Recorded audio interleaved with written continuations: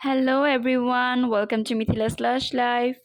আজকে আমরা যাচ্ছি ওয়াটার পোলোতে সুইমিং করতে। আর এই ব্লগটি আপলোড করতে করতে এরই মধ্যে আমি আরও একবার চলে গিয়েছিলাম ওয়াটার পোলোতে। তাও এই ভিডিওটি আপলোড করার টাইম পাইনি।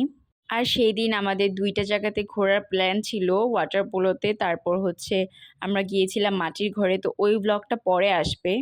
ওয়াটার পোলোতে যাওয়ার রিজন হচ্ছে ২টা। একটা হচ্ছে আমার এই ড্রেসগুলা পরে শ্যুট করা, আর আরেকটা হচ্ছে সুইমিং করা। তখন কিন্তু খুবই গরম ছিল, আর এখন তো বৃষ্টি হচ্ছে মোটামুটি, কিন্তু সেই সময়টা খুবই গরম ছিল। তো অনেক দিন ধরে ভাবছিলাম যে সুইমিং করব। তো প্রথমেই আমরা যেই ড্রেসের শ্যুটটা করে ফেলি, আমরা মনে হয় যেতে যেতে ১২টার কাছাকাছি বেজে গিয়েছিল।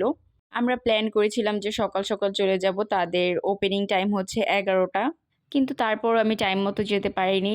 আর আমার যেহেতু আরেকটা জায়গায় যাওয়ার প্ল্যান ছিল, তো এটা নিয়ে খুবই তাড়াহুড়ো হয়ে যাচ্ছিল সব কিছু। আর আপনারা যদি যান তাহলে আমি অবশ্যই সাজেস্ট করব যে আপনারা একটু সকাল সকাল যাবেন, কারণ দুপুর টাইমটাতে অনেক মানুষ এসে পড়ে। আর শ্যুট করা শেষে তাড়াতাড়ি আমরা সুইমিংয়ের জন্য চলে যাই, যেহেতু অলরেডি 12:30 বেজে যাচ্ছিল। আর যাওয়ার পথে কিন্তু দেখতে পারলাম যে সামনের পুলটাতে অনেক বেশি পাতা পড়া, গাছের গুঁড়ি পড়া। নাহলে কিন্তু পুলগুলা কিন্তু অনেক বেশি ক্লিন, জাস্ট উপর থেকে এগুলা পড়েছে, কারণ হচ্ছে উপরে অনেক বেশি গাছ, এগুলো মেনটেন করা কিন্তু খুবই কঠিন।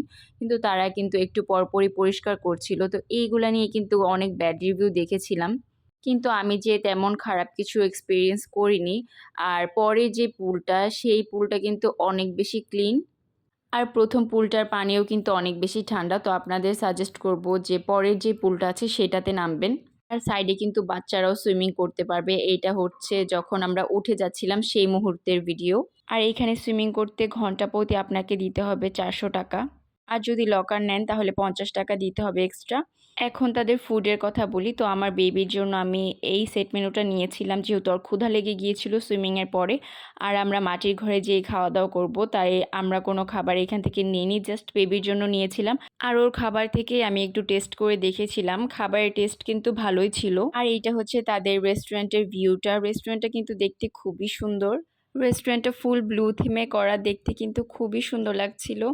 আর তাদের বাহিরেও কিন্তু এরকম বসার জায়গা আছে, খুবই সুন্দর। তো আপনারা কিন্তু এখানে বসে বসে খাবার খেতে পারেন আর পুল ভিউটা এনজয় করতে পারেন। তো আজকের ব্লগটি এই পর্যন্তই। কেমন লাগলো আপনাদের অবশ্যই কমেন্ট করে জানাবেন। আর নেক্সট ভিডিওতে কিন্তু মাটির ঘরের ব্লগটি থাকছে। আল্লাহ হাফেজ এভরিওয়ান, থ্যাঙ্কস ফর ওয়াচিং।